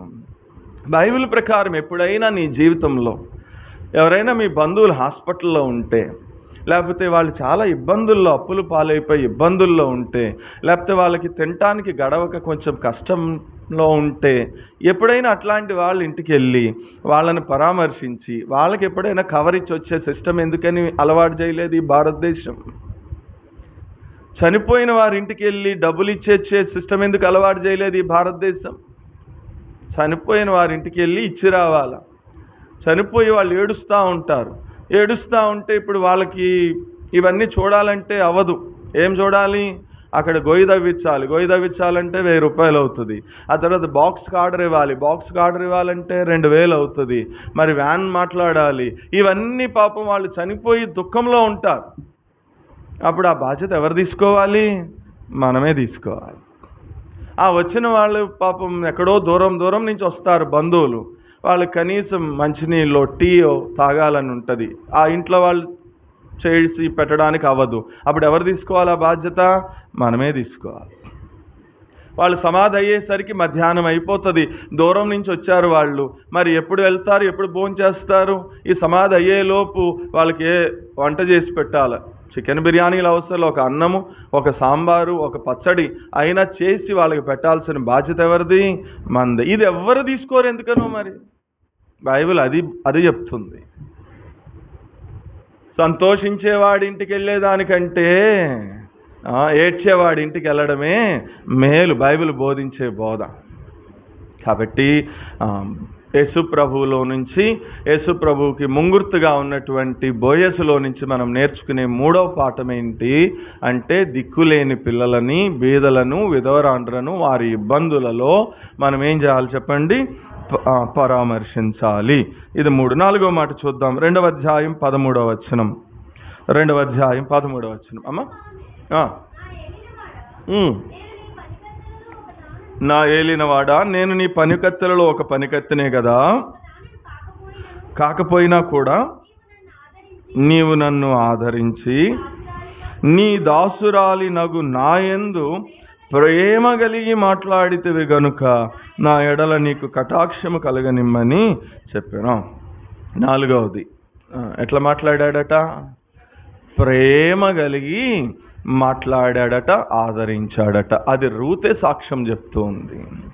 బోయజ్కున్నటువంటి 4వ లక్షణం ఏంటి అంటే ఆదరణ, ప్రేమ కలిగి మాట్లాడేవాడు. ఆమెతో కూర్చున్నాడు కొంచెం సేపు భోజనం దగ్గర. ఆమెతో మాట్లాడుతున్నాడు. రూతు, నీవు నీ జన్మభూమిని విడిచిపెట్టొచ్చావు, నీ తల్లిదండ్రులను విడిచిపెట్టొచ్చావు, నీ స్వజనాన్ని విడిచిపెట్టొచ్చావు, అందరిని విడిచిపెట్టొచ్చావు రూతు. నీ గురించి నేను విన్నాను. నువ్వు నీ కెమోషు దేవతను విడిచిపెట్టి మరి ఇజ్రాయేలీల దేవుడే నా దేవుడు అని ఒక గొప్ప తీర్మానం చేసుకుని వచ్చినావంట రూతు. నువ్వు దేవుని యొక్క రెక్కల క్రిందకి వచ్చావు, సురక్షితమైన రెక్కల క్రిందకి వచ్చావు కాబట్టి దేవుడు నీకు సంపూర్ణమైన బహుమానం ఇస్తాడు రూతు అని ఒక యజమాని తన పనికత్తెల్లో ఒకటి కాదు ఆమె మోయాబీరాలు, ఆమె పరజనురాలు, అయినా కూడా ఆమెతో ఎట్లా మాట్లాడుతున్నాడు తెలుసా? ప్రేమతో మాట్లాడుతున్నాడు. ఇది చాలా ప్రాముఖ్యం. ఈ రోజున క్రైస్తవ సమాజంలో ఏం లేదు చెప్పండి? ప్రేమతో మాట్లాడేటటువంటి సేవకులు కనపడనే కనపడ. వీళ్ళకంతా ఎవడు కావాలంటే పెద్ద 40 లక్షల రూపాయల కారులో దిగితే ఆడి దగ్గరికి ఏం చేస్తారు? వీళ్ళు పరిగెత్తుకుని వెళ్తారు. మనకులాగా సామాన్యంగా మనం వెళ్తే మన కనీసం పలకరించి కూర్చోండి అనేవాడు కూడా ఎవ్వడు లేనే లే. కానీ బోయజ్ రూతుల యొక్క సంభాషణ చూస్తే రూత్ అంటుంది, అట్లీస్ట్ నేను మీ పొలంలో పనిచేసే పని అమ్మాయిని కూడా కాదు కదా నేను, కానీ నువ్వు ఎంత ప్రేమగా మాట్లాడుతున్నావే బోయజు అని. జాగ్రత్త విశ్వాసి. ప్రేమ అంటేనే యేసు ప్రభు. బైబిల్ అంది మొదటి పత్రిక 4వ అధ్యాయం 8వ వచనం యోహానులో, అవర్ గాడ్ ఈజ్ లవ్. దేవుడు ప్రేమ స్వరూపి. కింద ఫుట్ నోట్స్లో దేవుడు ప్రేమ అయి ఉన్నాడు. ఇంగ్లీష్లో గాడ్ ఈజ్ లవ్ అంటే దేవుడే ప్రేమ. అందుకని ఆయన మాటలు ఎంత ప్రేమగా ఉండేవి కదా. ఏమని పిలిచినాడు ఆ అమ్మాయిని? అమ్మా అన్న. బాయ్స్ ఏమని పిలుస్తున్నాడు రూతుని? నా కుమారి అని పిలుస్తున్నాడు. యేసుప్రభు ఏమని పిలిచేవాడు? అమ్మా అని పిలిచినాడు. వ్యభిచారంలో పట్టబడిన స్త్రీని కూడా. ఆయన భూమి మీద బ్రతికినన్నాళ్ళు కూడా అందరిని ఎట్లా పలకరించేవాడు ఆయన? ఎట్లా మాట్లాడేవాడు ఆయన? ప్రేమతో. అందుకనే ఎక్కడ లూకాసు వార్త 6:1 అనుకుంటా, 6:2 ఆయన దయగల మాటలకు వారు ఆశ్చర్యపడి అని రాయి. అంటే ఆయన మాటల్లోనే ఏముండేది? దయ. ఆయన మాటల్లోనే ఏముండేది? ప్రేమ. అంత ప్రేమ కలిగినటువంటి వాడు యేసు ప్రభువారు. అదే బోయజ్ని ముంగుర్తుగా ఉన్నాడు. ఇప్పుడు బోయజ్ కూడా అట్లాగే ప్రేమ కలిగి మాట్లాడుతున్నాడు. ఇప్పుడు మన సంగతి ఆలోచన చేద్దాం. ఉందా ఇట్లా ప్రేమ కలిగి మాట్లాడేటటువంటి అనుభవం? మనం కూడా చాలా మందిలో ఉన్న ఈ రోజున క్రైస్తవ సమాజంలో ఉన్నటువంటి ఒక చెడ్డ లక్షణం ఏంటి అంటే, డబ్బున్న వాళ్ళతోనే ప్రేమతో మాట్లాడుతున్నారు, డబ్బు లేని వారిని కనీసం పట్టించుకోడు. అట్లా ఉండకూడదు. మన దేవుడు పక్షపాతం కలిగిన వాడు కానే కాదు. మనం కూడా అట్లాగే ఉండాలి. అందరితో కూడా ప్రేమతో మాట్లాడాలి తప్ప ఎవరిని కూడా మనం కించపరిచి, లేకపోతే వాళ్ళని తక్కువ చేసి, వాళ్ళని దూషిస్తూనో, లేకపోతే వాళ్ళని విమర్శిస్తూనో, లేకపోతే వాళ్ళని తగ్గిస్తూనో, అవమానపరుస్తూనో మనం ఎవరిని మాట్లాడకూడదండి. నేను నా పక్కన కూర్చోబెట్టుకుంటా ఎవరినైనా సరే, వాడు చిన్నోడైనా పెద్దోడైనా. నేను అట్లా ఒక చోట కూర్చోబెట్టుకున్నానని అక్కడ ఉన్న పాస్టర్ గారికి కోపం వచ్చింది.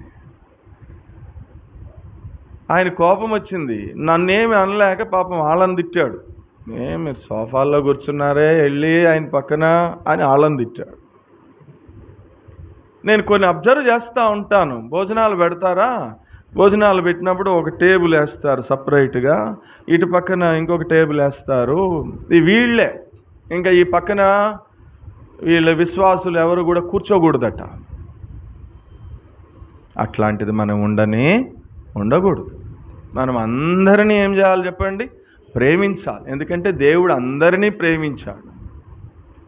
మనం కూడా అట్లా ప్రేమ కలిగి మాట్లాడాలి. ఇది ఎన్నోది? ఇది 4. రండి 5వ సంగతి. దాని క్రింద 14వ వచనం. బోయజు భోజనం టైం వచ్చినప్పుడు నీవిక్కడికి వచ్చి భోజనము చేసి చిరకలో నీ ముక్కను ముంచి తినమని ఆమెతో చెప్పగా, చేను కోయి వారి యొద్ద ఆమె కూర్చుండెను. అతడు ఆమెకు పేలాలు అందియగా ఆమె తిని తృప్తి పొంది కొన్ని మిగిల్చింది. ఏం చేసినాడట బోయజు? ఆమెకి ఆమె పరదేశి, బేదరాలు, విధవరాలు అయినా కానీ ఇప్పుడు ఆమెను పిలిచి ఆమెకి ఏం పెట్టినాడట? భోజనం పెట్టినాడు. మనం గత వారం చూసినాం ఎస్తేర్ జీవితంలో చూసేటప్పుడు. పరమగీతంలో షూలామిత్ అంటది 2వ అధ్యాయం 4వ వచనంలో ఏమని? పరమగీతము 2వ అధ్యాయము 4వ వచనం. అతడు నన్ను విందుశాలకు తోడుకొని పోయెను, నా మీద తన ప్రేమని ధ్వజముగా ఎత్తెను. 16 కూడా చదువు. 2:16 కూడా. నా ప్రియుడు నావాడు, నేను అతని దానను, పద్మములున్న చోట నా ప్రియుడు తన మందని మేపుచున్నాడు. ఇది షులామితి అనుభవం. షులామితి అంటుంది, నా ప్రియుడు నన్ను తన విందుశాలకి తోడుకొని పోయాడు. మన ప్రియుడు ప్రభు అయిన యేసుక్రీస్తు వారు ఒక రోజున ఆ మధ్యాకాశంలో గొర్రెపిల్ల వివాహోత్సవ సమయంలో మనల్ని కూడా తన విందుశాలకు ఏం చేసేవాడు? తోడుకొని పోయేవాడు. ప్రతి వారం కూడా తన శరీరాన్ని, తన రక్తాన్ని మనకేం చేస్తున్నాడు? విందుగా ఇస్తున్నాడు. బోయజు రూతుకి పేలాలు ఇచ్చాడట, తినమా అని ఇచ్చినాడు. మరి యేసు ప్రభు ప్రతి వారము కూడా ఆయన శరీరానికి సాదృశ్యమైన రొట్టె, ఆయన రక్తానికి సాదృశ్యమైనటువంటి ద్రాక్ష రసాన్ని ఇస్తున్నాడు మనకి తినమని. చూసావా? ఇప్పుడు ఒకసారి ఇమాజిన్ చేయండి, మన స్థాయి ఏంటి, యేసు ప్రభు స్థాయి ఏంటి? ఆయన యూదా గోత్రపు కొదమసింహము, ఆయన రాజులకి రాజు, ఆయన ప్రభువులకి ప్రభు, ఆయన శ్రీమంతుడు, ఆయన అద్వితీయుడు, ఆయన అమరత్వంలో నివసించేటటువంటి వాడు, ఆయన పరిశుద్ధుడు. అంత గొప్ప దేవుడు మన మధ్యలోనికి వచ్చి ఆయన శరీరాన్ని, రక్తాన్ని విరిచి మనకేం చేస్తున్నాడు? ఆయన ఇచ్చి తినమని ఇస్తున్నాడు. బోయజ్ ఎట్లా ఇచ్చినాడో రూతుకి, ఇదిగో ముక్క తుంచి ఆమెకు ఎట్లా ఇచ్చినాడో, పేలాలు ఎట్లా ఇచ్చినాడో, యేసు ప్రభు వారు కూడా తన శరీరాన్ని, రక్తాన్ని సాదృశ్యమైన రొట్టె ద్రాక్షరసాన్ని మనకు ఆయన ఇస్తూ ఉన్నాడు. ఆయనకి పక్షపాతం లేనే లే. అందుకనే బల్ల ఎక్కడ పెడతాం మనము? మధ్యలో. అంటే దాని అర్థం ఏంటి? అందరూ సమానమే, నేను అందరికీ ప్రభువుని అన్నదానికి సాదృశ్యం. అందుకనే భక్సింగ్ గారు 3 మాటలు చెప్పేవారు. ఏమని?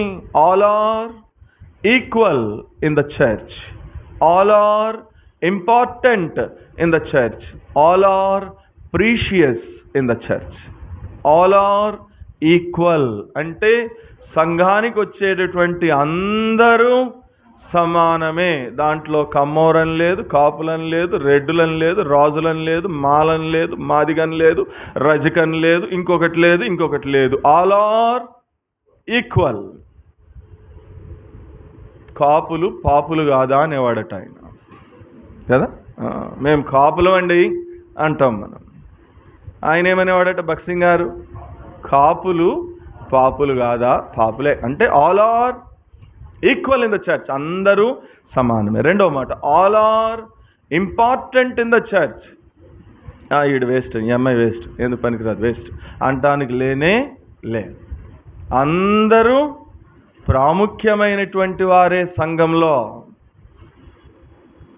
వాళ్ళు ఎందుకులేండి, అనవసరంగా పిలిచారు వాళ్ళని, వాళ్ళు ఏం పని చేస్తారు, వదిలే వాళ్ళని వెళ్ళిపోమనండి అనడానికి వీళ్ళేనే లేదు. All are important. మూడవది, ఆల్ ఆర్ ప్రీషియస్. అందరూ కూడా ప్రశస్తమైనటువంటి వారే. ఇక్కడ బోధించే వాళ్ళు ఒక్కళ్ళే వాళ్ళు చాలా ప్రశస్తమైన వాళ్ళండి అనుకోవడానికి లేదు. బాధ్యత కలిగిన సహోదరులే చాలా ప్రశస్తమైన వాళ్ళండి అంటానికి లేదు. అందరూ ఎవరో తెలుసా? ప్రశస్తమైన వాళ్ళు. అందరినీ అట్లా సమానమైనటువంటి దృష్టితో చూసినటువంటి వాడు. కాబట్టి ఇప్పుడు యేసు ప్రభువే మరి మనకి ఆయన శరీరాన్ని రక్తాన్ని భోజనముగా పెడుతున్నటువంటి. అదే కదా షులామితి అంది, నా ప్రియుడు నన్ను తన విందుశాలకి తోడుకొనిపోయాడు. 16లో అంటది, అతడు నా ప్రియుడు, నేను అతని దానను, పద్మములున్న చోట అతడు మందని ఏం చేస్తా ఉన్నాడు? మేపుతున్నాడు. అంటే పద్మములు పెట్టి నన్ను పోషిస్తున్నాడు అని చెప్తా ఉంది. దావీదైతే పచ్చిక గల చోట్ల ఆయన నన్ను పరుండజేయుచున్నాడు అన్నాడు. అది దావీదు అనుభవం. మరి షులామితికి వచ్చేసరికి షులామితి అనుభవం ఏంటి? పద్మములున్న చోట ఆయన నన్ను మేపుతున్నాడంది. ఇక్కడ నన్ను కొంచెం ఆగనివ్వండి. పచ్చిక ఎక్కడ దొరుకుతుంది? పచ్చిక గల చోట్ల ఆయన నన్ను పరుండ చేయుచున్నాడు, శాంతికరమైన జలముల యొద్దకు ఆయన నన్ను నడిపించుచున్నాడు, సేద తీరుస్తున్నాడు అన్నాడు దావీదు. నా ప్రశ్న, పచ్చిక ఎక్కడ దొరుకుతుంది అమ్మా? పచ్చిక పొలంలో దొరికితే ఆయన పిలిచి 500 ఇచ్చి 500 లేపడం ఎందుకమ్మా? పచ్చిక ఎక్కడ దొరుకుతుంది అంటే దానికి correct answer surface of the earth, భూమి ఉపరితలం మీద దొరికేది పచ్చిక. రెండవ ప్రశ్న, పద్మం ఎక్కడ దొరుకుతుంది? పొలంలో, కాలువలో, నీళ్ళల్లో, మంచి నీళ్ళల్లో. చూసారా, మీరే ఇన్ని సమాధానాలు చెప్పినారు. పద్మం ఎక్కడ దొరుకుతుంది? పద్మ అని పేరున్న వాళ్ళు ఎవరైనా ఉన్నారా? పాత పేరుల్లో ఎవరు లేరా? ఏంటి మీ దగ్గర పద్మ అనే పేరున్నోళ్ళు లేరు? పోయిన నెలలో ఎస్తేరు గురించి చెప్పినాను, ఎస్తేర్ అని పేరున్నోళ్ళు లేరు. ఈ నెల రూతు గురించి చెప్పినాను, రూత్ అని పేరున్నోళ్ళు లేరు. పద్మ అనే పేరున్నోళ్ళు ఎవరు లేరా? సరే, పద్మం ఎక్కడ దొరుకుతుంది అంటే మీరు చెప్పినట్లుగా కాలువల్లో, చెరువులో, నీళ్ళల్లో అనేది కరెక్ట్ సమాధానం కాదు. కాలువల్లో, చెరువుల్లో, నీళ్ళల్లో దొరికేది పద్మం కాదు, కలువ. కవల కాదు, కలువ దొరుకుతుంది. లేదా తామర పువ్వు దొరుకుతుందిరా. పవన్ నీ మాట కూడా అంగీకరిస్తుంది. ఇప్పుడేగా చెప్పాము ఆల్ ఆర్ ఇంపార్టెంట్, నువ్వు కూడా ఇంపార్టెంటేరా. అది కలువ, తామర. పద్మం ఎక్కడ దొరుకుతుంది అంటే పద్మము లోతైనటువంటి లోయల్లో దొరుకుతుందండి. ఇంకా క్లియర్గా చెప్పాలి అంటే పద్మం ఎక్కడ దొరుకుతుంది అంటే ఆ లోతైనటువంటి లోయలు కలిగినటువంటి జలం ఉందే, ఆ జలం ఎటువంటి జలం అంటే ఈవెన్ ఆ అడవిలో ఉన్నటువంటి మృగాలు కానీ జంతువులు కానీ ఏవి కూడా అక్కడికి వెళ్ళి మూతి పెట్టి తాగలేనటువంటి స్వచ్ఛమైనటువంటి జలములో దొరికేది పద్మం. అందుకు షులామితి అంది, నా ప్రియుడు నావాడు, నేను అతని దానను, పద్మములున్న చోట తన మందనేం చేస్తున్నాడు అంటే స్టాండర్డ్ పెరిగింది అంతే. దావీదు స్టాండర్డ్ పచ్చిక గల చోట్ల నన్ను మేపుతున్నాడంటే పచ్చిక తినేటప్పుడు పచ్చికతో పాటు మట్టి కూడా అంటుకుంటుంది మనకి, అవునా? అది తక్కువ అంటే లేదా చిన్న వయసు అనమాట. అక్కడి నుంచి మన స్టాండర్డ్ ఏమవ్వాలా? ఎప్పుడు పచ్చిక తినే దగ్గరే ఉండకూడదు. అక్కడి నుంచి మన స్టాండర్డ్ పెరగాలి. ఎక్కడికి రావాలా? పద్మములున్న చోట మందను మేపుతున్నాడు అనే స్టాండర్డ్కి రావాలి. అంటే లోపలికి. నీకు మాట చెప్పనా, విలువైనటువంటి వస్తువులన్నీ దేవుడు ఎక్కడ పెట్టాడు చెప్పండి. ఉదాహరణకి బంగారం ఎక్కడ దొరుకుతుంది? భూమి మీద. ఇప్పుడు పొద్దున్నే ఒక సంచి ఒకటి తగిలించుకుని వెనకమాల ఒక ఇంత పొడుగు అయస్కాంతం పట్టుకుని ఒక రోడ్డు మీద ఇట్లా అనుకుంటూ వస్తాడు, అటు చెత్త కుండీలంట్లు. ఎప్పుడైనా వాడు అయస్కాంతానికి బంగారం గాజులు, బంగారపు ఉంగరాలు, బంగారపు చైన్లు తగిలినట్లు ఎప్పుడైనా చూసావా? నిలవేణి అలా తగిలితే చెప్పు, మేము కూడా రేపటి నుంచి అదే పని చేస్తాం. తగిలినాయి అని చెప్పి ఇట్లా తలకే ఊపుతున్నావు. ఎప్పుడైనా ఆడు అయస్కాంతానికి ఈ తగిలినాయా? తగలవు. ఎందుకని? అవి ఏవో పనికి మాలినటువంటి లేదా పాతబడిపోయినటువంటి పనికి రానటువంటి ఇనుప ముక్కలు తగులుతాయి వాడికి, అంతేగాని బంగారం దొరకనే. ఎందుకని? దేవుడు బంగారాన్ని భూమి మీద పెట్టలా. బంగారము విలువైనటువంటిది కాబట్టి ఎక్కడ పెట్టాడు బంగారాన్ని? భూమి లోపల అంటూ తవ్వితే కానీ ఎక్కడో ఉంటుంది అది బంగారం, అంతేనా? ముత్యాలు ఎక్కడ దొరుకుతాయి? ముత్యం ఎక్కడ దొరుకుతుంది? సముద్రమా? ఆల్చిప్పలోనా? సరే, ఇప్పుడు మీరు బీచ్కి వెళ్ళారు కదా, సరే ఇట్లా అడుగుతాను మళ్ళీ. మీరు బీచ్కి వెళ్తారు కదా, బందర్ బీచో లేకపోతే ఏదో దగ్గర ఉన్న బీచ్కి వెళ్తారు. బీచ్కి వెళ్ళినప్పుడు ఒడ్డున అటు తిరిగేటప్పుడు ఏరుకుంటారు. ఏం ఏరుకుంటారు? ఎప్పుడైనా మీరు అట్లా ఏరుకునేటప్పుడు ఈ గవ్వలు ఇట్లాంటివి ఏరుకుంటారు కదా, రాళ్ళు, ఈ ఏరుకునేటప్పుడు ఎప్పుడైనా మీకు ముత్యం దొరికిందా? ఎక్కడుంటుంది ముత్యం తెలుసా? సముద్రము లోపల ఉంటుంది. అట్లా మీరు ఆలోచన చేస్తే విలువైనటువంటి వాటన్నిటిని కూడా దేవుడు ఎక్కడ పెట్టినాడు తెలుసా? లోపల పెట్టినాడు. అందుకనే పేతురుతో కూడా ప్రభు ఒక మాట అంటాడు పడవ ఎక్కినాక. 2 నేను చెప్పాను కదా, 3వది మీరు చెప్పండి. ఏమన్నాడు పేతురుతో? పేతురు, నీ దోణెను లోతుకి నడిపించన్నాడు. ఎందుకని అంటే ఇప్పుడు ఈ ఎగ్జాంపుల్స్ అన్నిటి నుంచి నేను మీకు ఏం చెప్పాలనుకున్నానంటే, మనము ఇంకా పైన బైబిల్ చదివే వారిలాగా కాదు. ఈ పాటికి నీ స్టాండర్డ్ పెరిగి ఎక్కడికి వెళ్ళాలి? నువ్వు లోతుగా ఆలోచించాలి బైబిల్ని. ఆ స్టాండర్డ్కి రావాలండి.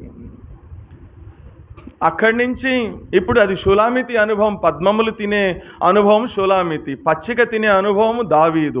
ఇప్పుడు చివరి దినాల్లో ఉన్న నా అనుభవం ఏంటి? ప్రభు అయిన యేసుక్రీస్తు వారి యొక్క శరీర రక్తాలనే మనకిచ్చి మనల్ని ఏం చేస్తున్నాడు? ఆయన పోషిస్తున్నాడు. ఇప్పుడు ఎవరు గ్రేట్ చెప్పండి? దావీదా, షులామితా, నువ్వా? మనమే. దావీదుని పచ్చిక గల చోట్ల మేపినాడు, షులామితిని పద్మములను చోట మేపినాడు. మరి నిన్ను ఆయన శరీర రక్త మాంసంలో ఇస్తున్నాడు. చూసావా? ఇది జరిగింది అక్కడ. ప్రభు అయిన యేసుక్రీస్తు వారు, బోయజు, ఈ లక్షణాలన్నీ వీటిలో నుంచి మనం నేర్చుకునేటటువంటి పాఠమే. తర్వాత 6వ సంగతి, టైం అయిపోయింది, 6-7 చెప్పి ముగించేస్తాను. 2వ అధ్యాయం 20వ వచనం. 2వ అధ్యాయము 20వ వచనం. నయోమి బ్రతికి ఉన్న వారికి చచ్చిన వారికి ఉపకారము చేయుట మానని ఇతడు యెహోవా చేత ఆశీర్వదించబడునుగాక అని తన కోడలితో అనెను. మరియు నయోమి, ఆ మనుష్యుడు మనకు సమీప బంధువుడు, అతడు మనలను విడిపింపగల వారిలో ఒకడని. ఎవరు పోయే చెప్పండి? 1 సమీప బంధువు, 2 విడిపించేవాడు. యేసుప్రభు వారికి కూడా ఉన్న పేరేంటి? 1 విమోచకుడు, విడిపించేవాడు, 2 సమీప బంధువు. పాత పాటలు, అందుకనే ఓల్డ్ ఈజ్ గోల్డ్ అంటాను. ఇప్పుడు వచ్చే పాటలు అంతా పిచ్చి పాటలు అంటాను. పాత పాటలు మీరు చూస్తే ఓ పాట ఉంటుంది. ఏం పాట చెప్పండి? మన పాటలు కాదు, ఉద్యోగ కీర్తనలు, ఆంధ్ర క్రైస్తవ కీర్తనలు. పురుషోత్తం చౌదరి గారు ఆ పాత జనరేషన్లో వాళ్ళు రాసిన పాట. యేసు వంటి ప్రియ బంధువు నాకి అనే ఒక పాట ఉంటుంది. ఎవరట ఆయన? మనకి సమీప బంధువు. అందుకని ఇప్పుడు మనందరం ఎవరం చెప్పండి? మనుషులు అంటున్నారు. మీరు మనుషులని సంగతి నాకు తెలియదు. సార్ రిలవెంట్గా చెప్పండి రా నాయన. మళ్ళీ దేవుని ప్రజలు అంటుంది. ఎవరమండి ఇప్పుడు మనం అందరము? బంధువులం. మనందరికీ పెద్ద బంధువు ఎవరు? యేసు ప్రభువారు. ఎప్పుడైతే యేసు ప్రభువారిని అంగీకరించామో, ఎప్పుడైతే యేసు ప్రభువారి రక్తంలో కడగబడ్డామో, ఎప్పుడైతే యేసు ప్రభువారి శరీర మాంసంలో పాలు పొందుతున్నామో, ఒకే రొట్టెని ఎప్పుడైతే మనం తింటున్నామో, ఒకే పాత్రను ఎప్పుడైతే మనం పానం చేస్తున్నామో, ఇప్పుడు మనం అందరం ఏమైపోయాము? బంధువులం. ఇప్పుడు అక్క ఆయన ప్రేమతో పిలుస్తున్నాం, అన్న ఆయన ప్రేమతో పిలుస్తున్నాను, చెల్లి తమ్ముడు ఆయన ప్రేమతో మనం పిలుచుకుంటున్నాం. వాస్తవంగా మనం బంధువులం కాదు. కానీ ఇప్పుడు ప్రభువుని బట్టి మన అందరినీ, ఆ సమీప బంధువు ఇప్పుడు మనల్ని అందరినీ ఏం చేసినాడు? బంధువులు. ఇప్పుడు మనకి ఎవర్రా బంధువులు? మన ఇంట్లో ఏదైనా ఫంక్షన్ జరిగితే ఎవర్రా బంధువులు? ఏచ్చి మీరు తక్కువ కులం, యేసుక్రీస్తు ప్రభు నమ్ముకున్నారు, మిమ్మల్ని వెలేస్తున్నాం, మీ ఇంట్లో ఏది జరిగినా కానీ మేము రానే రామ్. మీరు మా ఇంట్లో ఏది జరిగినా కానీ రానే రావద్దు. సరే, మంచిది. ఇప్పుడు మన బంధువులు ఎవర్రా ఫంక్షన్ జరిగితే? మా సంఘంలో ఉన్నటువంటి విశ్వాసులే మాకు బంధువులని. ఎట్లా వచ్చింది బంధుత్వం? అలా మీ అమ్మ తరపోళ్ళ, మీ నాన్న తరపోళ్ళ? ఎట్లా వాళ్ళని అన్న అని పిలుస్తున్నావు? ఎట్లా వాళ్ళని అక్క అని పిలుస్తున్నావు? ఎట్లా మీరు అందరూ అట్లా ప్రేమగా బంధువులాగా ఉంటున్నారు? ఎట్లా అంటే మాకు ఒక బంధువు ఉన్నాడండి, సమీప బంధువు. ఆయన పేరు యేసుక్రీస్తు. నువ్వు ఆయన దగ్గరికి వస్తే నువ్వు కూడా మాకేమవుతావు? బంధువే. చూసావా? బోయజు ప్రభు అయిన యేసుక్రీస్తు వారికి ముంగుర్తు. అందుకనే నయోమి అంటుంది, అతడు మనకి సమీప బంధువు. రెండవది, అతడు మనల్ని విడిపిస్తాడు. యేసుప్రభుగా కూడా మనల్ని విమోచించినాడు. ఆయన మనల్ని కూడా సమీప బంధువుగా చేసుకుంటూ వచ్చినాడు. We are all in God's family. మనమందరం ఎవరు చెప్పండి? ఇప్పుడు దేవుని కుటుంబంలో సభ్యులం.